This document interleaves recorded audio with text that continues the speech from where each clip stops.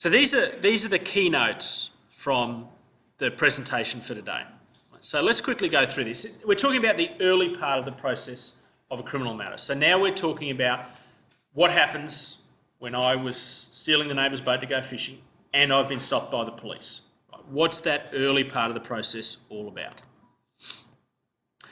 First of all, police have got an important role. So they've got to have some special powers to do that, because I can't just go over and stop a car and expect them to answer questions or talk to me or whatever. So there's a special act that regulates what the police can do. The fact that police can pull you over, the fact that you have to stop, the fact that police have certain rights to talk to you and to get involved with property and enter property. And that is the Police Powers and Responsibilities Act. So it goes both ways. It's saying police can do things, but it also limits what police can do. Like, the police officer can't put me in his car and lock me up there for 8 hours until I admit to stealing the neighbour's boat, even if he knows full well I've taken the neighbour's boat. Okay. Now, the biggest part they're going to play if they are looking after me that day is they're going to arrest me. They're going to see the neighbour's boat, they're going to see the number plate, and basically that means they're going to hold me.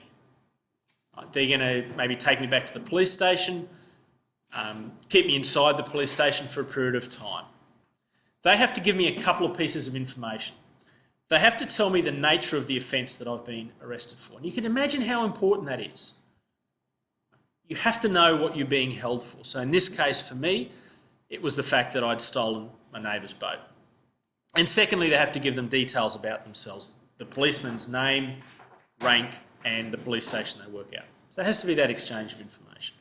The only time that I'm aware of that you don't have to do that is sometimes with some terrorist charges. You can hold people who are suspected of terrorist activities for an extended period of time without them being told what the charge is. And that happened in Queensland to a doctor on the Gold Coast, Mohammed Hanif, who was accused of some terrorist activities. He was held for a number of days before he was told that the evidence or what he was charged with was around a mobile phone that was somewhat associated with a bombing of Heathrow Airport in London. So, when I'm arrested, I have to give the police officer my name. I have to identify myself to him. But apart from that, I don't have to answer any questions. And this is an interesting query, right? An interesting area. I can say nothing else. They can't force me. They can't threaten me or anything like that.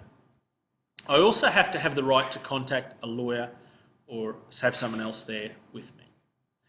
So one thing that you would think about very carefully, I think, if ever you were arrested, unless it was something simple that you could clear up, I would think very carefully about not saying anything until I'd spoken with someone who was qualified in the law, probably a lawyer. Because you don't want to say something that makes things worse for yourself. It would be good to get professional advice. But there would be a lot of people who think, let's say it was my boat who got stolen, I'm not sure, I wouldn't quite like the police officer just to be able to talk to the person who is accused of taking it one-on-one, rather than having a lawyer involved and him maybe trying to hide information and stuff like that. So it's an interesting balance act, but the situation is you have to be allowed to have someone involved. Once I've been told what I've been charged with, stealing the boat, then it comes down to the question of what happens after that. I'm going to have to go to court as the next stage. But until then, I have to give an assurance that I'm going to show up at court. And they do that by me posting bail. It may just be an agreement that I'm going to come, or it might be a sum of money. They might say, okay, you have to give us $10,000 to show that you're going to show up for court.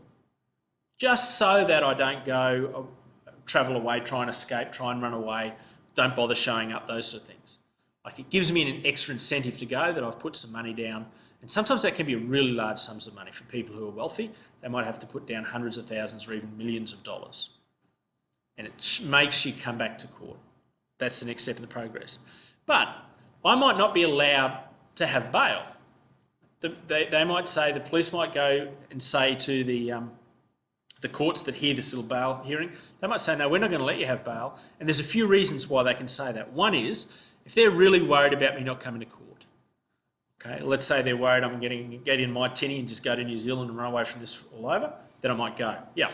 The second is, if they think I'm going to commit another offence, Let's say last week I stole Cooper's boat, right, and the week before there's two Coopers, I sold the other Cooper's boats. Right? If they're really worried about me committing another offence, and stealing boats is perhaps not as big a deal, what they would be worried about is assault. Or murder or rape or something like that. If I've been involved in serious crimes previously, they might say, well, this is a pattern of behaviour that we have to protect people from.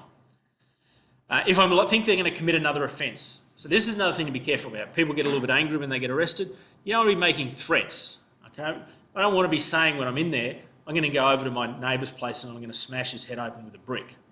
Right? They're the sort of, because then suddenly they're saying, yeah, you're really guilty of, you're really thinking about committing another offence. Maybe it's not appropriate that you have bail. You have to stay in custody, in effectively jail, in the care of the police. If they think I'm going to endanger the safety of the others, particularly the victim, right? So if I'm making threats about the victim, that's not a good thing. Or if I'm going to interfere with witnesses.